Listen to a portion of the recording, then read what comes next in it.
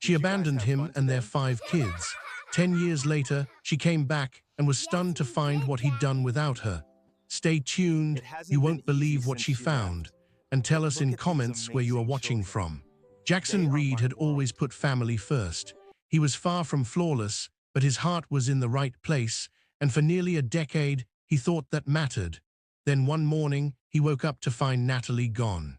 No warning signs, no argument, just a crumpled note left beside the coffee pot with a chilling sentence. "I'm sorry, I just can't do this anymore." She hadn't only walked away from him, she'd left behind 5 children. Marcus, Elijah, Ava, and the youngest 2 who could barely string a full sentence together. One was still clinging to pacifiers. The other had just mastered tying shoelaces. The emptiness in their home that day rang louder than any goodbye. The kids kept asking questions no father should ever have to answer. Where did mommy go? Was it because of us? Jackson didn't have the heart to tell them the truth, so he told bedtime stories full of hope. Stories that one day she might return, but days blurred into seasons, and she never did. The storm that followed nearly broke him. He had to resign from one of his warehouse shifts just to keep up with daycare pickups and doctor appointments. Sleep became a luxury. Meals were often instant noodles and overcooked eggs. He forgot school forms, spilled milk on report cards, missed calls from teachers, but somehow he endured. Every day started before dawn. At 4:45 a.m., while the city still slept, he'd clutch the same cracked mug Natalie once adored. It no longer reminded him of her. It symbolized everything he refused to lose. By 6 a.m., their tiny kitchen buzzed with chaos. Cereal spilled on counters, toothbrushes forgotten, Ava crying over tangled hair. He barely had time for breakfast, but hearing his kids laugh that kept him alive. On the warehouse floor, the steady rhythm of forklifts and conveyor belts gave him rare moments of clarity. His manager, Todd, often shook his head in disbelief. 5 kids, man. You deserve a medal. Jackson would just nod, hiding the tears that sometimes came behind the wheel of his parked van during breaks. Marcus, the oldest, became more than a big brother. He was Jackson's anchor. He'd help tuck in the little ones, heat up leftovers, and step in when Jackson's exhaustion won. But Jackson saw what it cost him. The quiet stares, the swallowed frustration, the way his shoulders seemed to carry more than they should.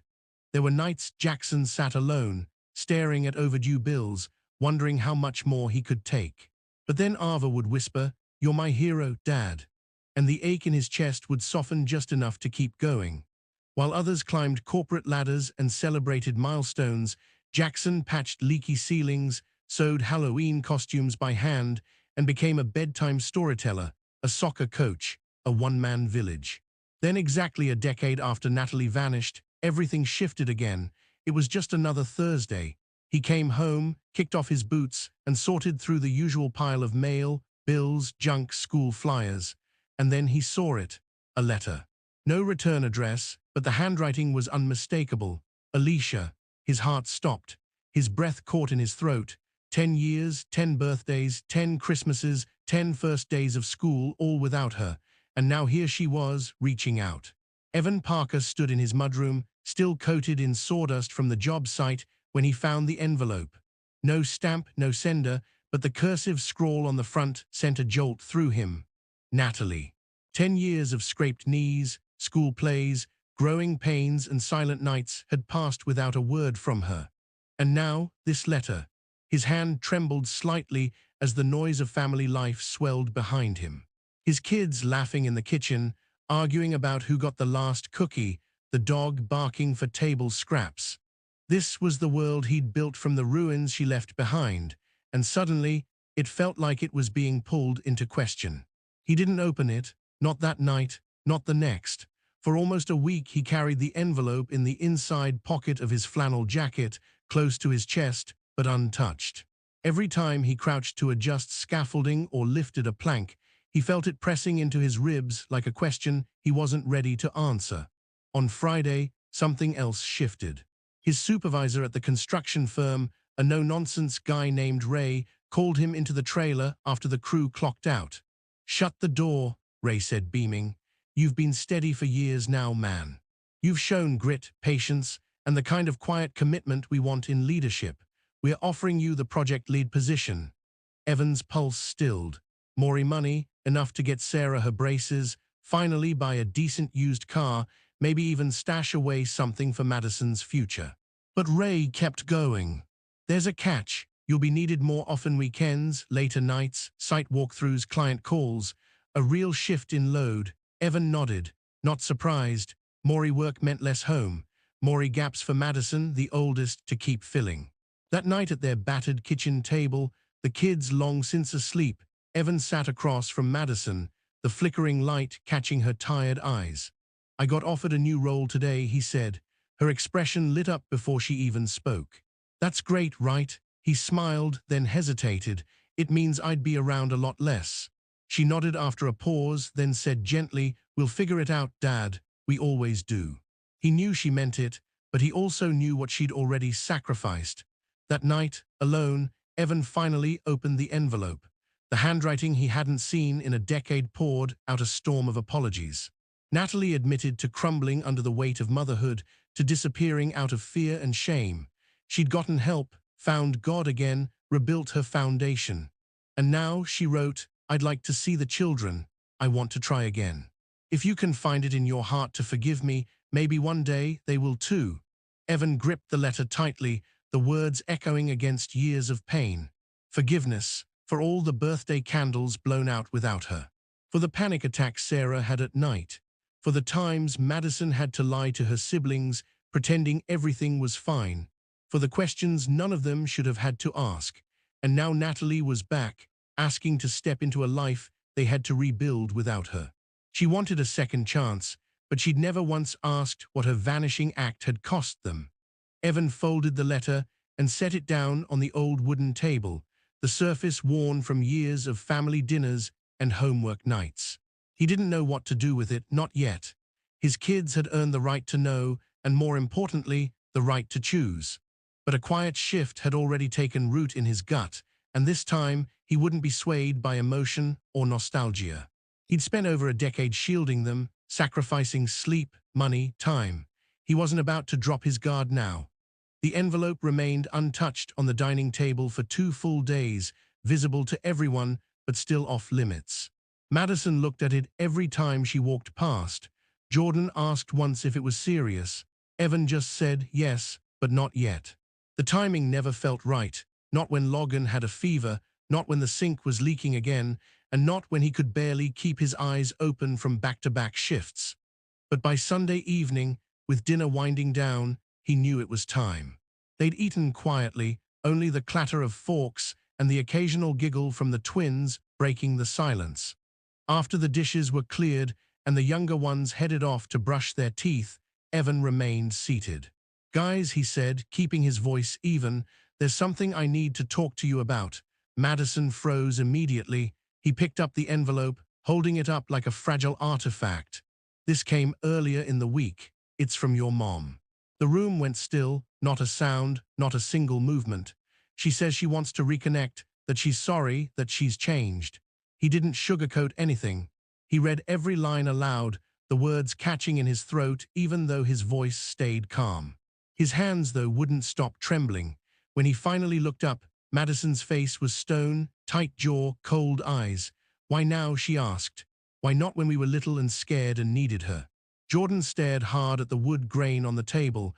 "Is she really coming back?" The twins said nothing, just fidgeted in their chairs. Logan hugged his knees up to his chest. Evan nodded.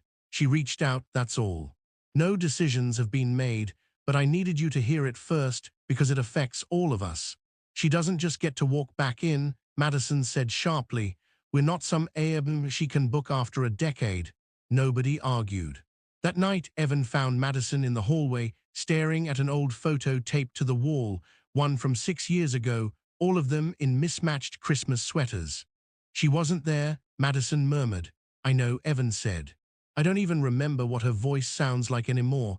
Evan didn't try to fix it. He just stood beside her in silence. Over the next few days, the air in the house changed. Logan cried at school and didn't know why. Jordan kept asking questions Evan couldn't answer.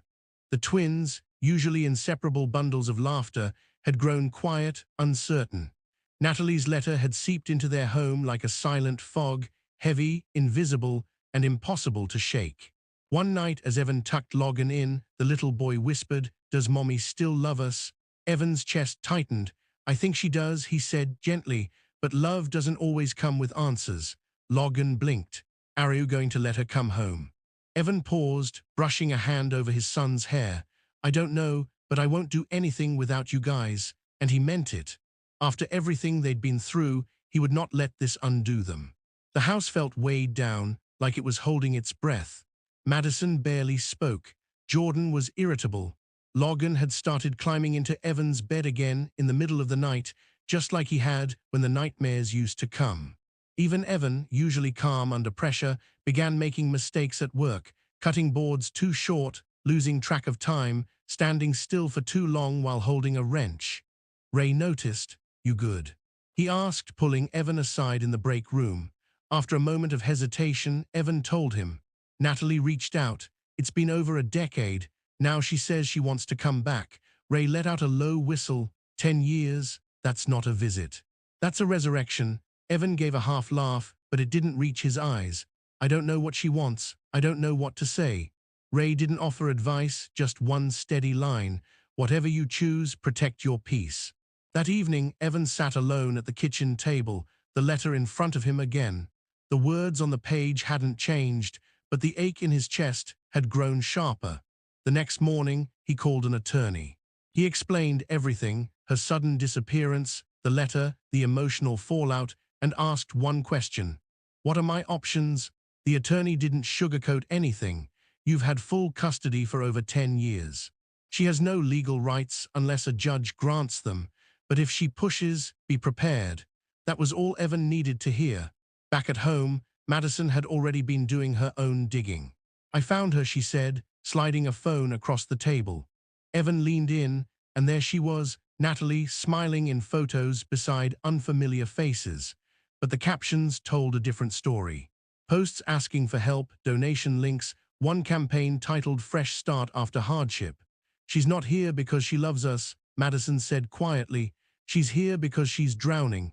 Evan stared at the screen, his jaw tightening.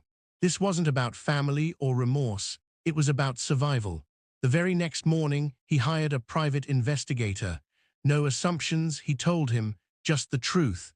I need to know what we're really dealing with." That night, Jordan came to him. "Dad, can she take us if she wants to?" "Absolutely not," Evan said without pause. "But what if she tries?" Jordan's eyes were wide, scared. Evan knelt down and looked him dead in the eyes. "She walked away. I never did. I won't let anyone tear this apart." And he meant it with everything in him. Later that evening, he stood in the hallway, watching all 5 of them in sleep's grip. Madison dozing upright over a textbook, Jordan tangled in covers, Logan curled up clutching his favorite dinosaur plush. He had held them together when everything else was falling apart. If Natalie thought she could just walk back into that, he'd fight with everything he had to protect them. The call came on a Wednesday. The number was unfamiliar, but something told Evan to pick up. A hesitant voice answered his hello. "Evan, it's me." "Natalie," she didn't waste time. "I just want to see them. That's all I'm asking. One meeting." There was no apology, no acknowledgement of the wreckage left behind, just a desperate request. Evan said nothing at first. He let the silence stretch until it became uncomfortable. "If they don't want to see you," he finally said, "then that's it. No ambushes, no guilt. It ends there." She paused. "Okay." He chose the location carefully, a city park they used to visit when the kids were small. Public, open, familiar, a place with easy exits. When he told the kids, Madison only nodded, her jaw tight. Jordan asked what everyone else was thinking. "Do we have to go?" "No," Evan said gently. "None of you have to do anything you're not ready for." Still, they all agreed. Some closure might be better than none. The day arrived, wrapped in clouds and chill. Not raining, but close enough to soak the mood. Evan stood by the edge of the duck pond, the kids beside him in a quiet row. When Natalie showed up, she looked like a different person, worn down, older, a shadow of the woman who had vanished years ago. Her jacket was thin, her eyes sunken, her steps unsure. "I've missed you," she said softly, voice trembling. No one replied. Madison folded her arms. Jordan wouldn't look up. Logan clung to Evan's leg. Natalie kept talking about how she'd been lost, how she was trying, how things had been hard. But her words felt weightless, bouncing off years of absence and hurt like pebbles on glass. Then Madison stepped forward. "What are we supposed to do with this?" she asked, not angrily, but truthfully. Natalie couldn't answer. The silence after that was thick, final, no hugs, no tears, just the sound of ducks and distant traffic. As they turned to go, Natalie's voice came again, this time barely a whisper. "I just hope you'll let me try." No one turned back. The car ride home was silent. No music, no questions, just the hum of tires and a quiet none of them wanted to break. That night, Evan sat on the edge of his bed when Madison appeared in the doorway. "She didn't even ask how we've been," she said. Evan nodded slowly. Nothing else needed to be said. "I'm proud of you," he told them gently. "Every single one of you." Because whatever Natalie had been hoping for, this wasn't it. These weren't the fragile kids she once left behind. They were stronger now. He had made sure of it, and they weren't going to fall apart just because she decided to show up again. After that meeting in the park, a heavy silence took root in the house. No one spoke of her, not directly, but the tension was there. In the way dinner plates clinked a little louder than usual, in the long pauses between bites, in the quiet glances exchanged at the table. Even Logan, who normally had 1,000 questions, barely said a word. Madison scrolled through her phone absently, then murmured. She looked like someone who needed saving.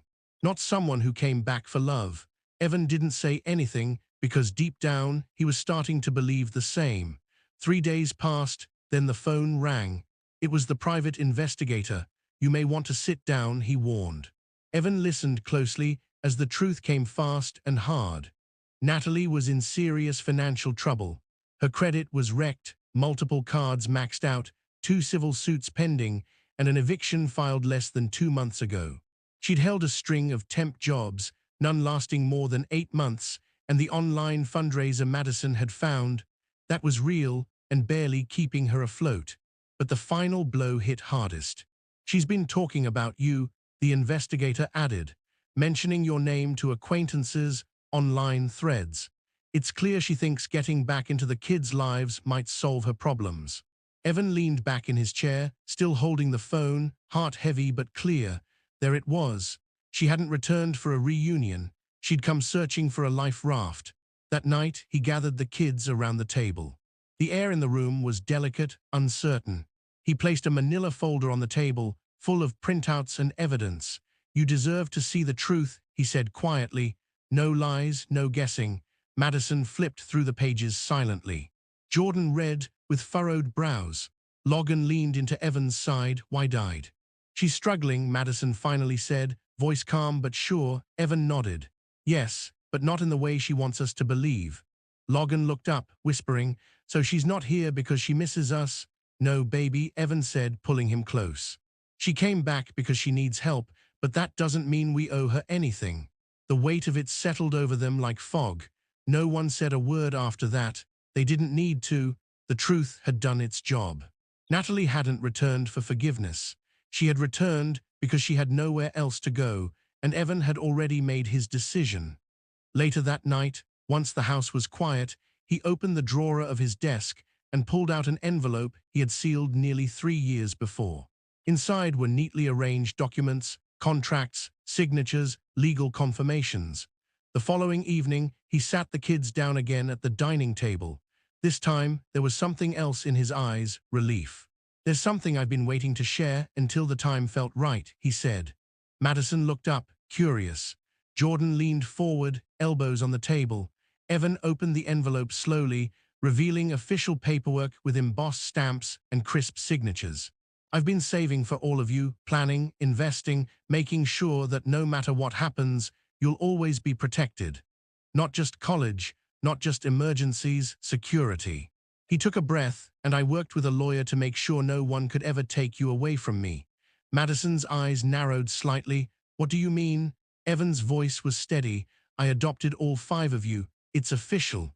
It's permanent." Silence filled the room. Jordan blinked. Logan's jaw dropped. Even the youngest two, usually in constant motion, sat completely still. I wanted it to be permanent, Evan said, his voice steady. No loopholes, no surprises, no courtroom arguments years from now. You are mine, legally, emotionally, in every way that counts. He looked at each of their faces. Madison blinked hard. You did all that without telling us. Evan gave a quiet smile. Because love doesn't always need to shout. Sometimes it just works quietly behind the scenes, making sure you're protected even when you don't see it happening. Jordan's voice was low and shaky. You didn't have to do all that, but you did. I did because I had to, Evan replied. Because you're my family and I wasn't going to let anyone undo what we built. Not again. The room fell into silence. Except for the sound of quiet tears. Logan crawled into Evan's lap and clung to him. Madison reached out and squeezed his hand. That moment didn't need words or music or anything else. It was everything they had missed for over a decade. Certainty not spoken but felt. In the weeks that followed, peace quietly returned to the Whitaker home. Madison visited campuses. Jordan made the soccer team. Logan returned to his dance classes. The two youngest brought back the constant background of giggles and chaos. For the first time in years, they had space to dream again, without the looming fear of being uprooted. One night, Evan sat down and pulled out the final set of documents: adoption confirmations, trust fund paperwork, guardianship updates, every safeguard now sealed, every promise made official. What once had been fragile was now unshakable. Then, unexpectedly, a letter arrived. The handwriting was unmistakable. Natalie. It was short, honest, sincere. She admitted it. She hadn't come back for the right reasons. Desperation had driven her, not love. She said she understood now and that she wouldn't reach out again. Evan didn't write back. Through someone they both knew, he later heard she'd moved out of state, gotten into a work program, and was trying to rebuild without help. The chapter had quietly, finally closed. Back at home, the air felt different. Movie nights returned. Dinner became lively again. Laughter danced through every hallway. One evening, Madison stood at the kitchen sink and said, "You saved us." Evan shook his head, not missing a beat. "No," he said gently, "we saved each other." And from that day on, they kept moving forward. Stronger, wiser, united. Because the family Natalie had left behind no longer existed.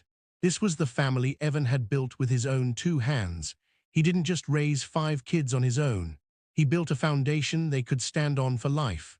Through long nights, sacrifices, and silent strength, he showed them that love isn't always loud.